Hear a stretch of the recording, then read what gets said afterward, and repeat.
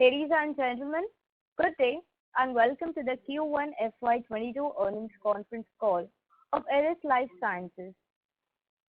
As a reminder, all participant lines will be in the listen-only mode, and there will be an opportunity for you to ask questions after the presentation concludes.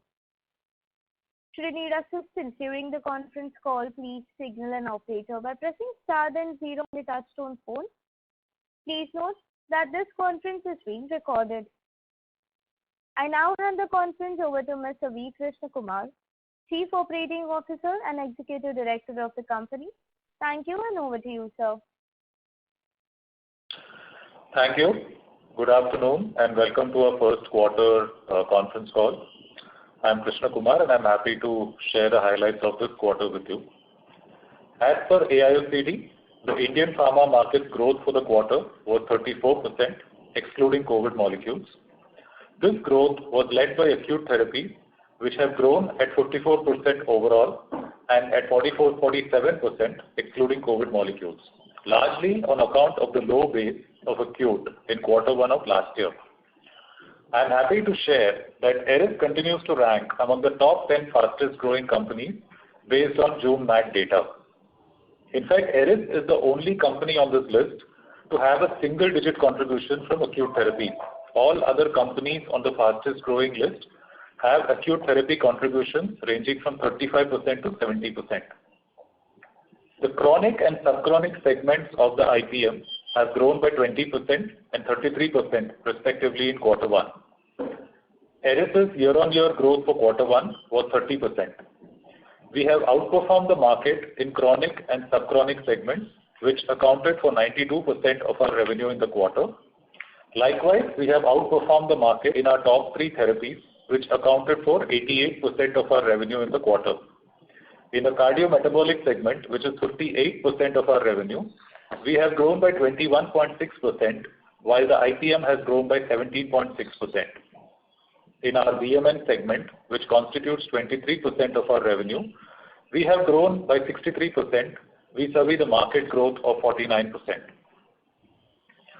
Our consolidated operating revenue for the quarter was at rupees 349 crores, which represents a growth of 19.1% over quarter one of last year. Consolidated for the quarter stood at rupees 126.5 crores, and this represents a growth of 21.6% over quarter one of last year. Consolidated net profit for the quarter stands at rupees 106.7 crores, which represents a growth of 19.8% over quarter one of last year.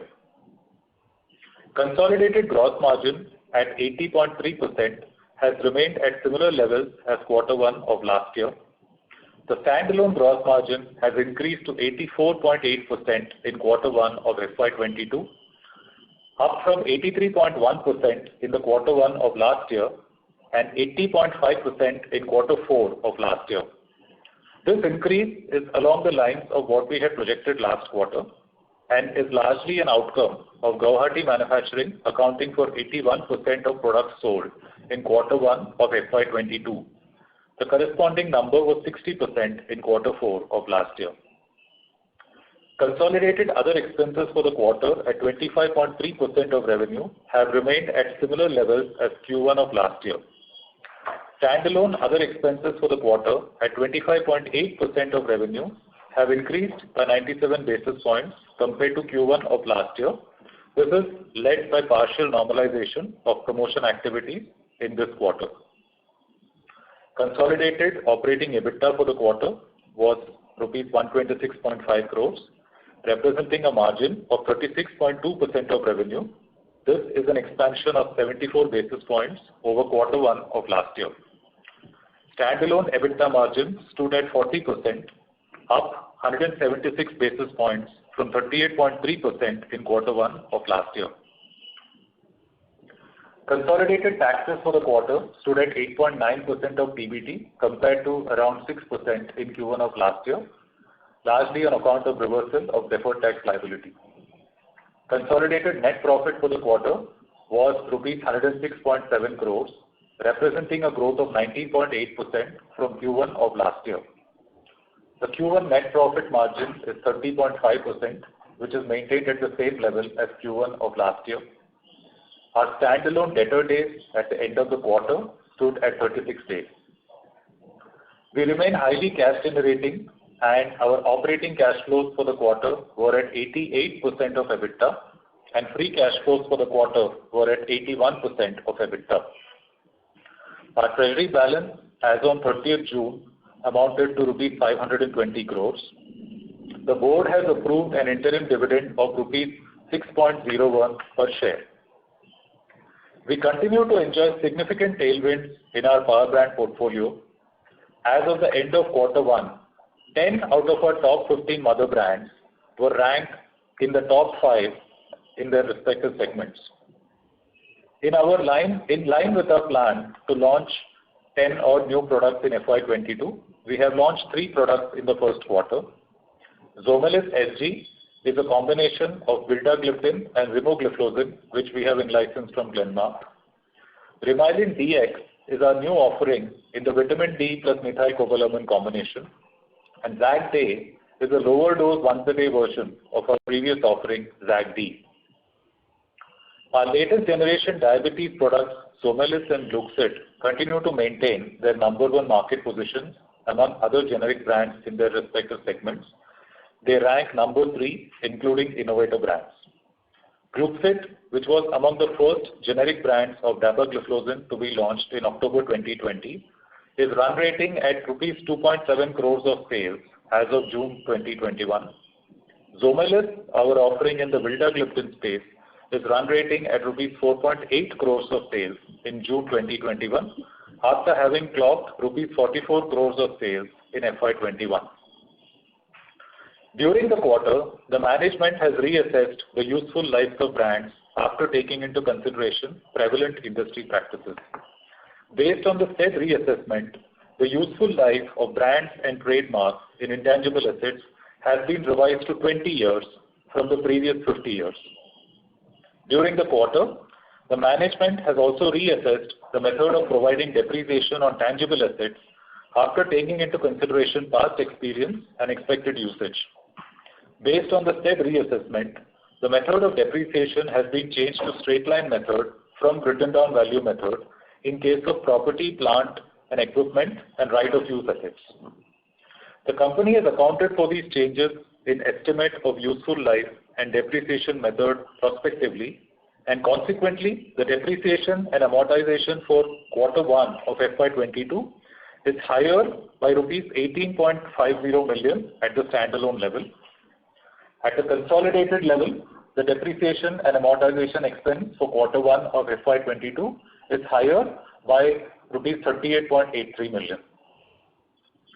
We had shared during our FY21 year-end update that the prescription tablets block at our Guwahati facility is operating at a capacity utilization of nearly 60%, and that the Guwahati facility will hold us in good stead for the next 3 years, by which time the capacity utilization will hit 80%. We believe that this is the right time to start planning our longer-term manufacturing strategy. Maximizing of in-house manufacturing continues to remain our core strategy, as it gives us best control over quality, supply security, and manufacturing costs. Accordingly, we propose to commission a new formulations manufacturing facility in Gujarat before the end of financial year FY23. This will be a greenfield project with a land area of 10 to 12 times of the Guwahati facility and will be operated parallel to the existing Guwahati facility. This will enable us to build redundancy in our manufacturing footprint and help mitigate the risks associated with a single location operation. In addition to oral solid dose, the new facility will have the ability to manufacture dosage forms like sterile injectables and oral liquids. We also plan to expand our capability in pharmaceutical research and development. Accordingly, the new manufacturing facility will house a pharma R&D unit with laboratories for formulation, analytical and microbiology. The new manufacturing facility will be built and operated to WHO GMP standards. We expect the capital outlay in the first phase to be rupees 120 to 130 crores, of which we expect to deploy 70 to 75%, that is rupees 90 to 100 crores in the remainder of FY22. All capital requirements for the new project will be funded with accruals. This new footprint will give us the ability to build out our manufacturing capacity for the longer term in tandem with our growth requirements as they evolve. These were the highlights of the quarter. We are now open up for Q&A. Thank you very much. We will now begin the question and answer session. Anyone who wishes to ask a question may press star and 1 on the touchtone telephone. If you wish to withdraw yourself from the question queue, you may press star and 2. Participants are requested to use handsets while asking a question. Ladies and gentlemen, we will wait for a moment while the question queue assembles. The first question is from the line of Prakash from Axis Capital. Please go ahead. Yeah, thank you for the opportunity. Good evening. First question on the facility itself. So you mentioned it is a Gujarat-based facility with some sterile injectable WHO approved. So what is the thought process here? And would it have tax breaks like Guwahati? And initial spend, you're talking about 100 crores. Does that include the plant, fully done up plant, or what is the total outlay planned over the next 2-3 years? So Prakash, the underlying thought process I've already explained to you. Why a second facility and why now? I have already articulated that. I think when we choose to put up a new facility, we have two choices. We can put it up in the same company, or we can put it up in a different company that is a subsidiary. And we know that the government of India has put up this incentive for setting up of new facilities as part of the Make in India initiative. So under Section 115 BAB, we plan to do this in a fully owned subsidiary, and that will make the facility eligible for a 15% tax rate. 15%? Yes, 15.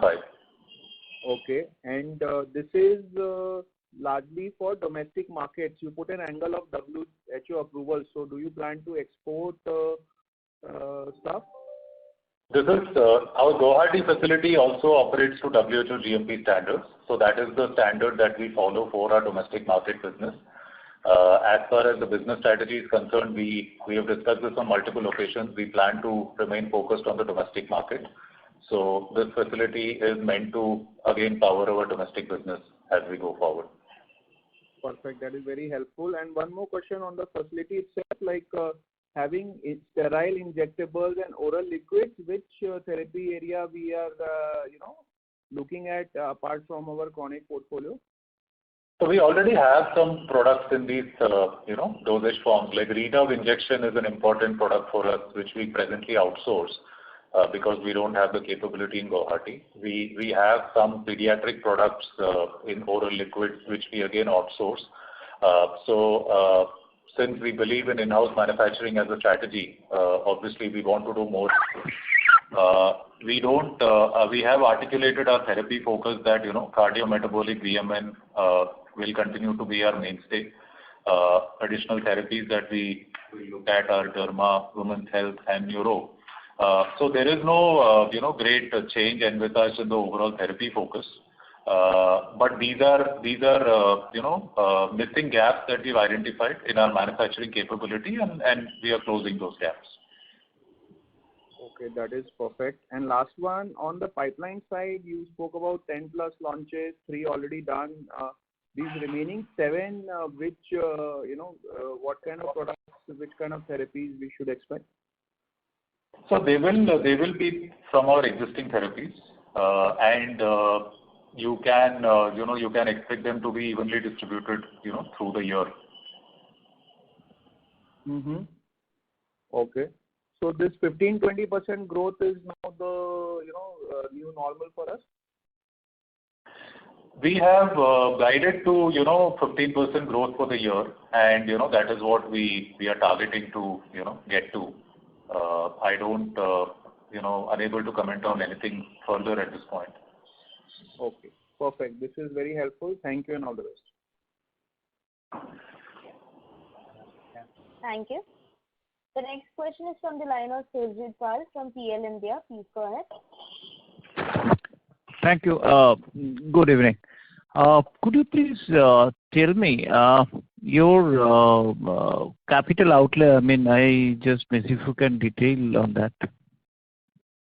Yeah. So the new facility that we have planned, in terms of land area, it will be 10 to 12 times of our existing plant at Guwahati. So it is something that will hold us in good stead for a very long time in terms of manufacturing capacity. But the phase one capital outlay that we have decided is going to be rupees 120 to 130 crores of capex. All of that will be funded through internal accruals, and about 75% of that, which is about 90 to 100 crore rupees, will be deployed in the remainder of this financial year. The remaining 25 to 30% will be deployed in fiscal year 23, and we expect to commence commercial production from this new facility before the end of financial year 23. Okay, so altogether it will be FY24 kind of production will come into picture. By No, that time FY23. I said we will commence production before the end of FY23. Right. No, so initially it will be 10-20%, and so that means that by that time you will lose the tax benefit opportunity in Guwahati or come to an end. Your new tax benefit will start from here, right? Yes, the Guwahati tax exemption is available till the end of FY24, and we expect to commence this facility before FY23. Okay. And WHO GMP, as you said, does it also precursor for your going into selective export market going forward? That is no longer that is not on the horizon. But our Guwahati facility is also operated to WHO GMP standards. So that is the standard that we've been following for so many years for the domestic market also.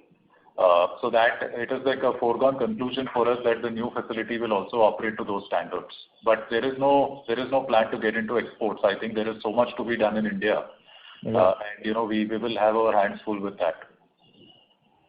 Okay. And your this Q1 dividend is the first time, or it is going to be a trend, or does it precursor that you might not be able to get some suitable target for your inorganic growth, so that's why you decided some part of it to be shared with the shareholders? We have declared a interim dividend in the first quarter of last year as well. So this is not a first time feature. I'm surprised why you're asking that question. I just thought, it could be trend, or you might be sharing with the shareholders. Okay. No, I think we have formalized our dividend policy that, we will endeavor to maintain a minimum DPR of 20% going forward. And we declared a dividend of 21% last year. So this quarter, I think first quarter, we have reasonable clarity that, we can declare this amount of interim dividend. So that is the reason why we have done it. Okay. Lastly, if you can give me a bit of details about the rest of the other, 7+ kind of probable launch this year.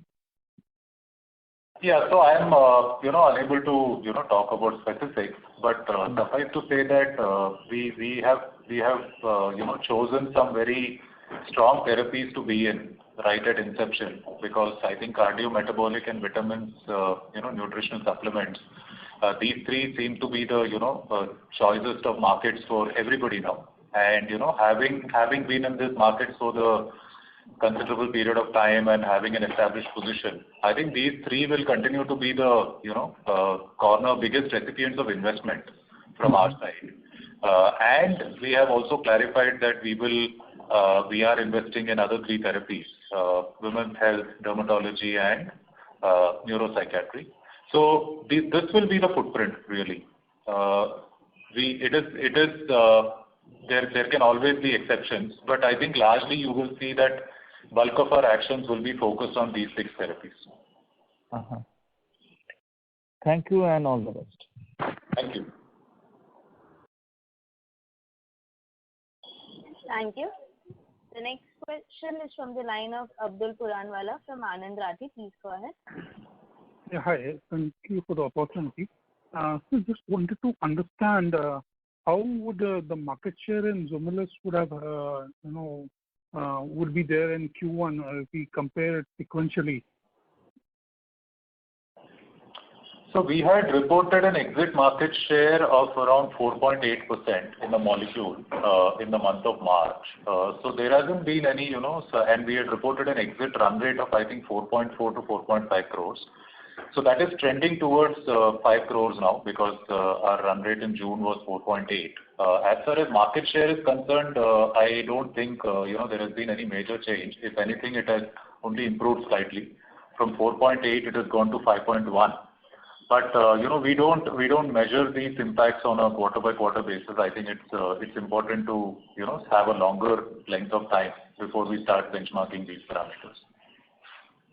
Sure. And secondly, I wanted to understand the outlook for EHPL segment. So I understand there would be some benefit on the top line for this segment because of COVID. But except COVID, how should we see this segment panning out in the next 9 months of the fiscal? Sorry, which segment are you talking about? The EHPL. Yeah. So, right. Throughout this year, the focus would be on top line. We do not envisage a considerable or a significant amount of bottom line in this year too. That should start, coming in the next year. So this year, our focus will be on the top line. And COVID or no COVID, the portfolio now actually has shut off all the COVID products earlier itself. So there has been no positive or negative impact of COVID on the EHPL portfolio. Sure.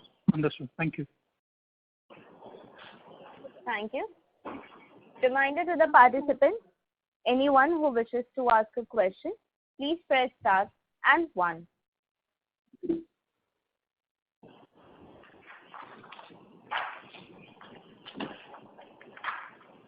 The next question is from the line of Sanket Deshmukh from ABR Advisor. Please go ahead.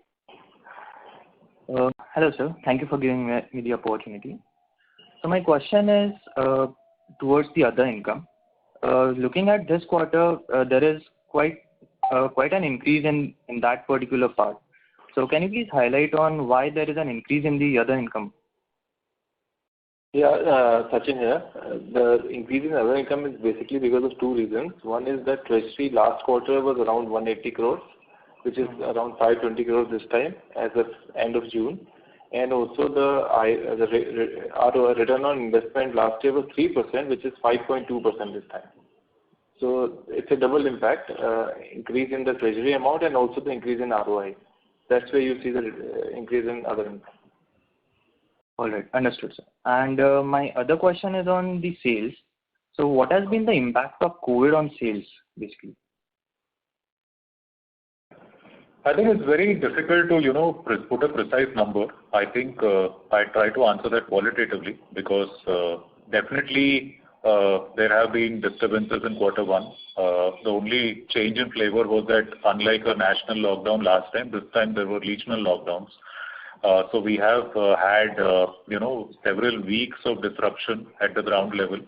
Our people were not able to meet with the doctors. I think the calls, physical calls that were coming back, they went back to virtual calls. Lot of time our people were working from home, even the field staff. So there have been disturbances, right? There's no doubt about it. I think the challenge is, ascribing a typical number to it. So if you ask me if there had not been these disturbances, what would your growth have been? I don't think I'll be able to answer that, right? But definitely there have been disturbances. I think the part where I think there has been a lot of learning curve is the supply chain. So unlike, Q1 of last year, this time I think not just us, but I think pretty much that holds for the industry. We learned from the past and, we took enough measures in advance to make sure that there were no supply disruptions and products were being, supplied to every corner of the country. There were no stockouts. So I think that part, was taken care of this time. But I think at the front end, there were disruptions. And if I could add, look, what happened in the first quarter was quite unprecedented. We have generally been seeing that it is the acute which has been lagging behind the chronic growth. Because of COVID and related problems, when the patient gets hospitalized, it is a battery of drugs which are used. Therefore, you see the acute growing at 50%, partly because of a low base, but also significantly because of a lot of infections which were during the COVID. So we feel the chronic market was little subdued in the first quarter, and we feel that in the coming quarters, the trend is again going to be normalized. A normal trend typically for our market for the last decade or more has been a higher growth in the chronic and a lower growth in acute. I think we will come there in coming quarters. All right. Understood, sir. And my another question revolves around the Aprica brand. So the Aprica brand sales has been quite strong. And so is there any particular reason for the same, and what's the outlook going forward with it? So it is at this point of time, it is good to look at what has happened last year. So because Aprica suffered much worse than the main business, that is the reason the comeback has been strong. So that's one reason. But this Aprica in the last year got two good products. One is SGLT2 and one is DAPA, and both of them are actually shaping up. Therefore, we expect this trend to continue in this entire year, and we see Aprica, at the same level what they are in the first quarter. So it will be a significant growth in this year for Aprica. Okay, sir, understood. And my last question, if I can squeeze in. So can you please elaborate some bit on the strategy of product launches, and how is it going to impact our revenue growth going forward? So we expect the fourth quarter to be little robust on the new launches. Otherwise, as we have mentioned in the presentation, we've already had a couple of them being launched. The more significant would be coming in the fourth quarter, and then very significant would be coming first quarter onwards for the next year. That's the time when a lot of expiration on the LOE would happen. So that's the time when really significant diabetes and cardiovascular things would be coming down. But going in this year, we expect fourth quarter to be quite robust from a new product point of view. Okay, understood, sir. Yeah, thank you. Thank you. Thank you so much. Thank you. Ladies and gentlemen, to ask a question, please press star and 1.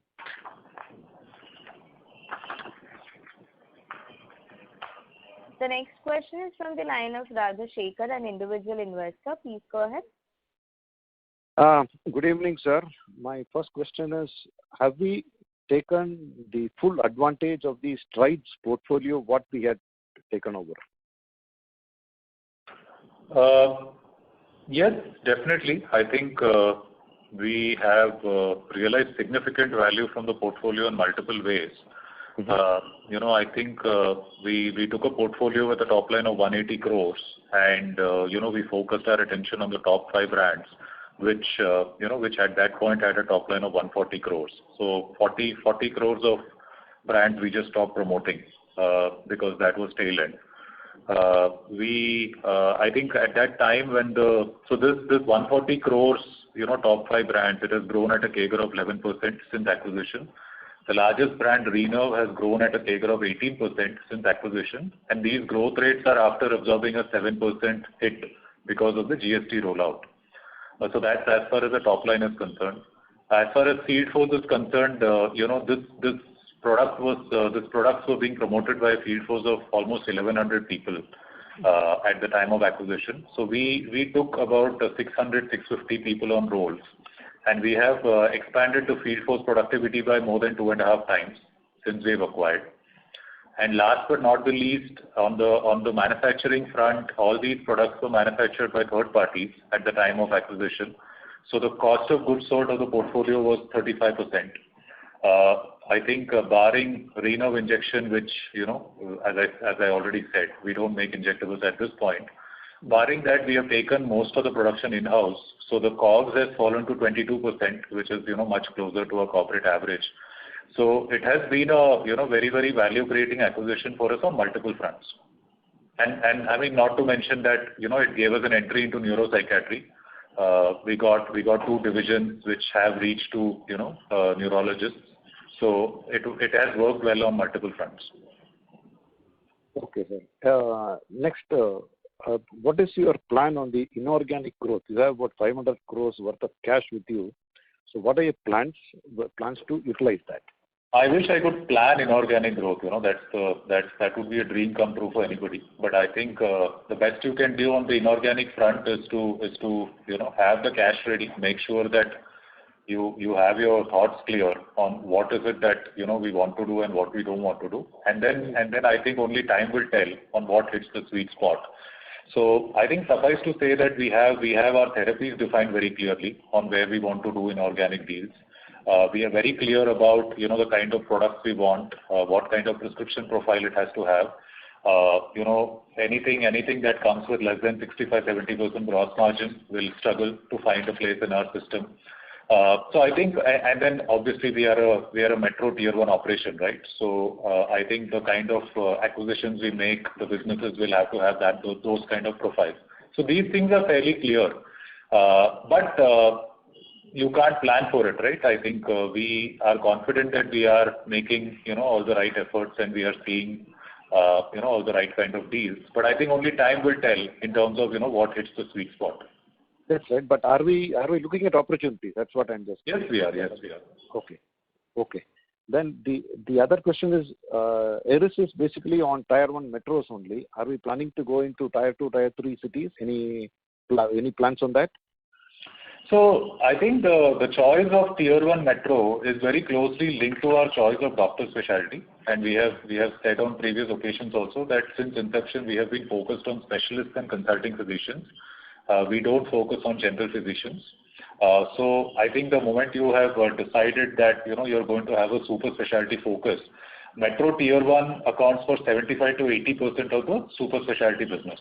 So that is basically where we are playing. And I think for the foreseeable future, we have also outlined in our strategy that one of the legs of expansion will be to expand physician coverage, but still remaining with specialists and consulting physicians. So we don't foresee the need to, go beyond metro tier 1 for a considerable period of time. Sorry to interrupt. May I request Mr. Rajashekhar to please rejoin the queue, sir? We have waiting for the turn. Thank you. The next question is from the line of Tushar Manudhane from Motilal Oswal Financial Services. Please go ahead. Yeah, thanks for the opportunity, sir. With the revenue growth now improving and the OPEX is also more or less normalized, and as of now we are thinking about adding MRs maybe by end of the year. So then that should logically help in better margins in the coming quarters. Is that the right understanding, or am I missing something?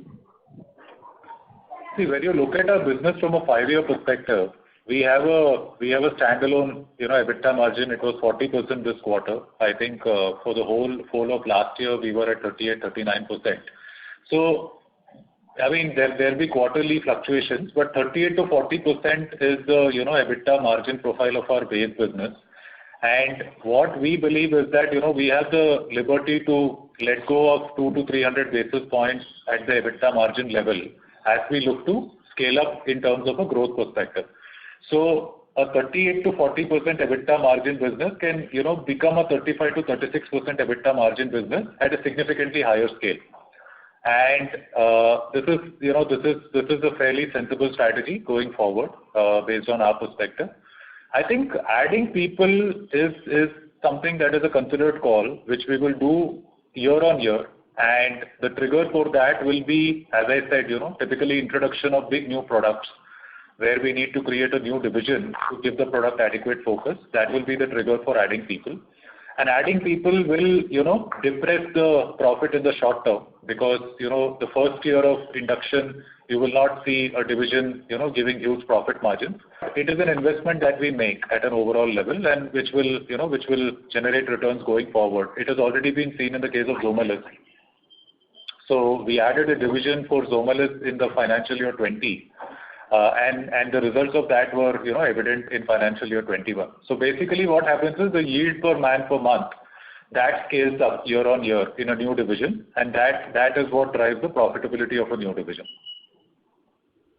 Got you, sir. Got you. And secondly, on let's say the inorganic side, like what kind of multiples or other valuations are we, comfortable with, or what kind of valuations are the assets available, maybe at the brand level or maybe at a portfolio level? Because did you ask what kind of valuations we are comfortable with? Yeah, I mean both the sides, like what kind of valuation we are comfortable and what kind of valuation the assets are available. If you see the last, 5 or 6 significant deals that have happened in the domestic branded space, all the deals have happened, at a EBITDA multiple range of 12 times to 14 times, which we believe are reasonable multiples, if the assets have, big brand, strong gross margin, and, good growth profile. I think the market is quite disciplined now because the biggest buyers for branded formulations assets are either private equity or large Indian pharmaceutical companies. And we have seen that over the last 3 to 4 years, there is a great deal of discipline that has come into the market in terms of the multiples that people are actually paying. Got you. But in fact, I mean, at least on the listed side itself, there are good number of companies having healthy cash and willing to pay for the inorganic growth. So and categorically for the domestic formulation business per se. And yet we don't find people destroying the market, right, by paying crazy multiples. So that's actually a good situation for a buyer to be in. Interesting. Thanks a lot, sir. Thanks. Thank you. The next question is from the line of Kunal Dhamesha from MC Global. Please go ahead. Good evening. Thanks for the opportunity. So what I wanted to know is how our doctor coverage, would have moved over the last 3-4 years, and where do we see it, over the next 4-5 years? Yeah. So I think our coverage is, would have grown by about 70 to 80% in the last 4 odd years. And, the effort going forward will be that in the next 4 to 5 years, I guess we would look forward to at least, grow by a similar rate. It's on a much higher base, but that is the kind of growth, that or growth or expansion or reach or whatever you call it. That is what we would aim for. Sure. And then typically, how much, conversion you see, let's say, at 70, 80%, so almost double your, doctor reach has now doubled, over the last 5 years. But then this from new doctors, how much, how many of them on an average write the product? Any indication on that in terms of, how much penetration you make? So I think the answer is very clear when you look at our choice of strategy, right? Because we have chosen the total number of, I think, active physicians in India is more than 10 lakhs. This is MBBS and above, right? Mm-hmm. And the specialist CP population is about 2.5 lakhs, and the rest of them are GPs. So we have chosen the smallest universe out here. So, we don't have the luxury of, and we only have 2,000 MRs, as you know. So we don't have the luxury of spreading ourselves very thin, which means that our strategy in terms of physician coverage is a depth strategy. Our call averages typically tend to be 8 a day. That's a very solid number for us. So we spend more time with a fewer number of doctors, and that is the way our business has been working, right? So we don't have the luxury of targeting too many doctors and, playing a hit and run kind of a strategy. That doesn't work for the specialty business. Sure. And secondly, now if I look at, let's say, diabetic franchise, we have molecules across across different classes, and typically in a diabetic patient in India at least is given like 2 or 3 medications, right? So do you see a lot of significant synergy benefits also coming? The doctor who was maybe writing the sulfonylurea is also now writing RDP4. And has that kind of materialized, or do you see that to materialize in coming years? Yeah, so that's an interesting one. So I'll tell you how is the disease profile and what is the control profile. So historically, what we have seen is, even today with so many drugs coming, and it is true for US and the other Western countries also, our HbA1c, which is a measure of how controlled diabetes is around 9%, and we need to bring it down to 7%. That is the reason in diabetes, because it's a progressive disorder, we see one product not replacing the other product. Of course, the growth slows down over a period of time, and you are absolutely right.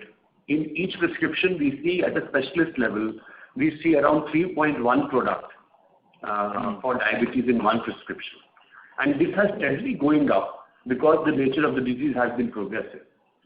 And that is the reason, a company like us has been able to sell sulfonylurea and combination, DPP4 and combination, SGLT2 and combination, and even other drugs which are out of these class like glitazone, so on and so forth. So going forward, as and when more of these drugs are available, when they are hitting their LOE, these market expand tremendously. So at vildagliptin market, after 10 years, it grew by 100% on a unit level when it was genericalized. So that is the place which is available for anti-diabetes drugs in our country. And with so much of hullabaloo, we still have only 18% people who are somewhere in good control. So that's the irony of the entire industry. Sure. Yeah. Thank you. Thank you. Thank you. Ladies and gentlemen, to ask a question, please press star and 1. The next question is from the line of Kenil Mehta from Omkara Capital. Please go ahead.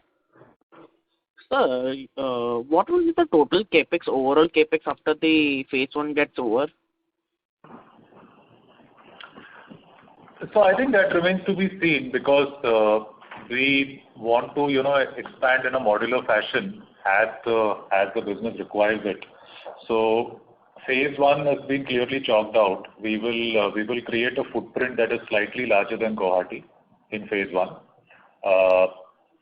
So tablets, capsules, sterile injectables, oral liquids, and pharmaceutical R&D capability. That's part of phase 1. I think beyond that, we haven't really detailed the numbers, but suffice to say that I think over a 5-6 year period, if you have to build this out to the full potential, then you can look at a potential deployment of, let's say, up to 250 crores. Okay. And what will be the asset turn at peak capacity? 2x? So the present asset turn on Guwahati is nearly 10x, and I think by the time Guwahati maxes out, we will be achieving a fixed asset turn of almost 15x. Okay. So there is no reason to believe that for the new facility it will be any different. Okay. Now, I wanted to your view for next 3 to 4 years. Are we going to expand into export market, or are we going to enter into API or something? We will be completely focused on domestic branded formulation. That's our core strategy. We don't have any export plans on the horizon. I think whatever evidence we see, everything continues to point in the direction of the Indian DOM form market being the best market to be in, and we continue to be there. Any plans for backward integration into API? Not on the horizon. I think the logic for backward integration comes, in 2 ways. One is that, you're dealing in some product where the API is so rare, that it becomes strategically important to secure the supply. That is one reason to back integrate. Or you find that, you get a massive cost advantage by making the API yourself. Now, whatever products that we are in so far, I don't find, either of these problems to be there. So we are fairly comfortable with the position we are in as far as APIs are concerned. Thank you. I have no question going forward. Best of luck for the future. Thank you. Thank you. The next question is from the line of Prakash from Axel. Please go ahead. Yeah, hi. Thanks for the opportunity again. Just a quick one, bookkeeping. So, what is the cash balance now? And so the dividend amount would be substantial, right? So what would be the cash balance now and after dividend? So the treasury balance as of June 30th was rupees 520 crores, and the interim dividend amount is rupees 82 crores. Okay, and we are at least doing a 80 crore kind of free cash flow. So we will have a sufficient cash pile despite doing this 100 crore capex. Yes. Okay. Fair enough. Okay. Thank you so much. Thank you. The next question is from the line of Hardik Voda from Union Mutual Fund. Please go ahead. Hi. Thank you for this opportunity and congratulations on a healthy quarter. So I'm not sure if this was answered earlier. In terms of the marketing activities and that typically our business would incur, what level of normalization have they reached during the quarter? So definitely not full normalization, but definitely better than Q1 of last year. So there were pockets that were closed at some point, but they were also open at other points. I think the whole conferences and CMEs, they have not migrated to the physical format in Q1. They continue to be webinars and digital format. But at the same time, I think as far as on the ground field activities was concerned, there was partial normalization, which is why at a standalone level you see that other expenses have expanded by nearly 100 basis points for us. Yeah. Okay. And in general, I mean, I know that there has been the first quarter actually coincided with the second wave and some restrictions in region-specific cases. But can you just give some sort of a forward-looking view as to as the next quarter has started broadly, how is the activity? Is it increased again? Is it further in line with expectation, or what's happening on that, sir? So we are still, coming up there. So what we look at, what we understand from the market is that, especially in the chronic disease where, patients do take time to come back and do come back when they feel it is safer for them. So the footfalls haven't really come back to what it used to be pre-COVID levels. I think with the July exit, we are at around 80-85% of that. Okay. So, it has increased significantly in the last month. So going forward, we believe that it will come close to 100%, but it is still not there as it used to be in the pre-COVID era. Okay, understood. That's all I wanted to ask. Thank you. Thank you. Thank you. The next question is from the line of Surjit Pal from PL India. Please go ahead. Hi. Thanks for the opportunity again. How many people you are planning to add in your MR strength? Because currently you have said you have 2,000 people. Yeah. So, we have to see how the rest of the year plays out. If there is no more disturbance at the field level because of, external factors, then I think we have the ability to add one division in the later part of the year. And one division for us is typically 200 reps. One division equal to 100 people. I said one division is typically 200 reps. Okay, 200 reps. Okay. And that is in FY 22-23 put together, these two divisions. One division in FY 22 we have a clarity on. FY 23 we haven't thought that far ahead, but I think looking at Amit made a point about the kind of patent expiry opportunities that are available in FY 23. So I think it would be reasonable to expect that we can add a division in FY 23 as well. Correct. Yes, as say Q4 and Q1 of FY 23, right? And what is the current productivity and how it will fare, assuming what Amit is expecting is coming true, then what it should be? So I think we reported a growth in productivity. FY21 year-end was about 4.25 lakhs, and we definitely expect an improvement on that this year.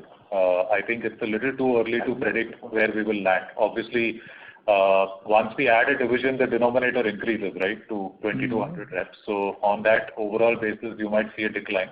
But as far as the existing base of reps is concerned, we definitely expect a good growth this year. I think our first quarter item has been 5 lakhs. Am I right? Yes. Okay. And what kind of choice of investment instruments you are looking for, Sachin? As you said, you have got a higher ROI for other income purpose. Yeah, predominantly we invest in AAA rated debt funds only. Okay. Thank you. Yeah, thank you. Thank you. The next question is from the line of Shivani N from Bosch Capital. Please go ahead. Yeah, hi, good afternoon. So sorry, I missed the question on the disruptions that were caused, but just following up on that, given COVID and the second wave, do we see any disruption continuing in the second half, and what would be the outlook on the margins, sir? So, from a COVID point of view, things look like far better. The vaccination in the metro and tier 1 towns have been good and will continue to be good. So, we feel sitting where we are that we might not see much disruption going ahead, but that's the best case scenario. We never know how the beast has behaved in the past. Second, margin, KK? Yeah, as far as margin is concerned, whenever there are new product launches, whenever there are new people being added, obviously margins, do get suppressed in the short term. And then as the new products scale up, as the new divisions scale up, margins come back to, the overall level. So there is a short term, medium term, kind of a trade-off. And these are investments, that need to be made for the growth of the business. I think our long-term view on margins is something that I've already articulated, that we are at such a good starting point that we do have the ability to, let go of a bit of margin as we accelerate our growth trajectory. Got it, sir. Thank you. And this is on my last question, again, coming back to the COVID and seeing that this was a more severe wave. Are we seeing, what is the outlook on the vitamin section and the segment that we have? I mean, will this be like a long-term growth opportunity for us? Yeah. So vitamin, as you've seen in the presentation, is our third biggest category.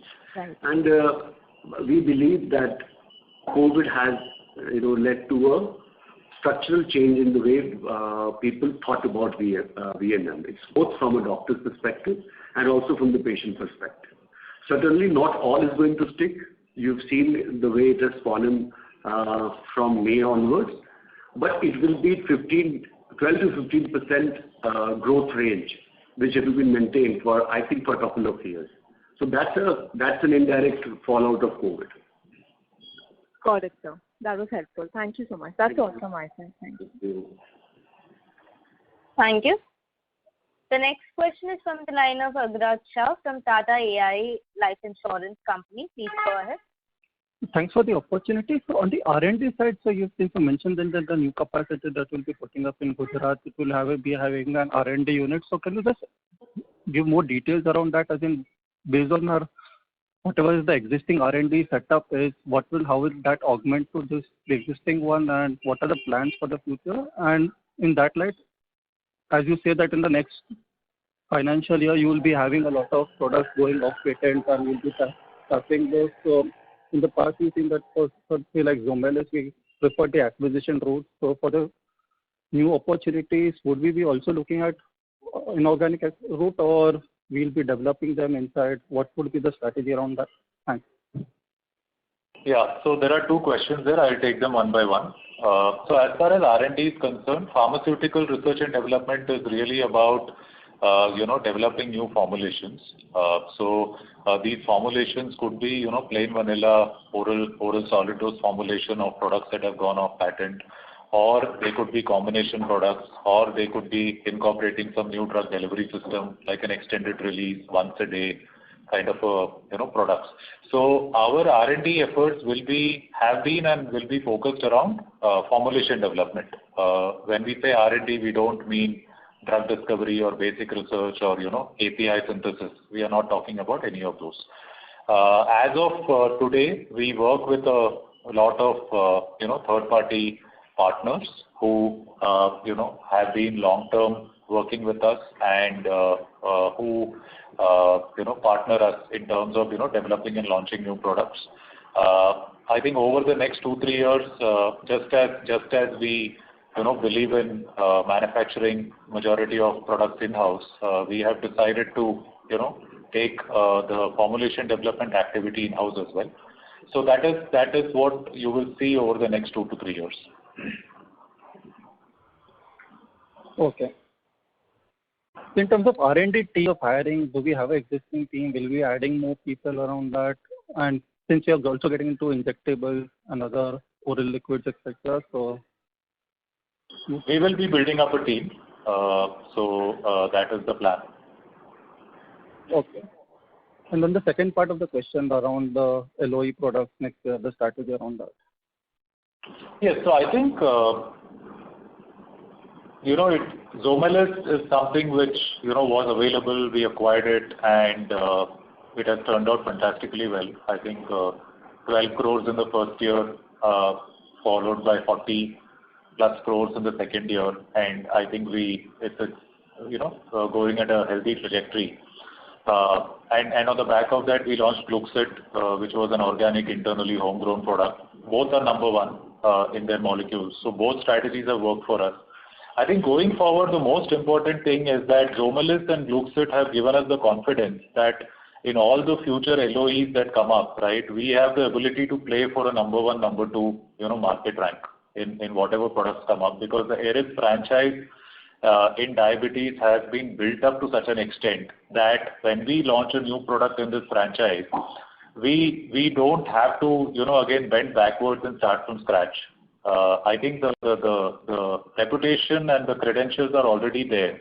And this basically means that, Eris is one of the 5-6 companies which the specialist has in his mind space, and the prescriptions will come. So that kind of confidence we have derived from, Zomelis and Gluxit experience. So we are, totally good to, organically play in the future opportunities. I think having said that, if some good inorganic opportunity comes at the right price, we are open to it. Okay. Thanks and all the best. Thank you. That's all. Thank you. Ladies and gentlemen, this was the last question for today. I would now like to hand the conference over to Mr. V. Krishna Kumar for closing comments. Thank you. Thank you everyone for taking the time out to participate in the call. By way of summary, Eris delivered a consolidated revenue growth of 19.1%, EBITDA growth of 21.6%, and PAT growth of 19.8% this quarter. We continue to feature among the top 10 fastest growing companies on the IPM, and we've outperformed the market in chronic and subchronic therapies, which account for 92% of our revenue. We have a robust power brands portfolio with 10 out of our top 15 brands being ranked among the top 5 in their respective segments. We've launched 3 new products in quarter 1. We expect our organic growth to be driven by our power brands portfolio, new products pipeline, expansion of specialist and CP coverage, and our foray into other specialties. We expect to execute along this strategy with a continued focus on high returns and robust cash flow generation. Thank you, have a good day, and stay safe. Thank you. On behalf of Eris Lifesciences, that concludes this conference. Thank you for joining us, and you may now disconnect your lines.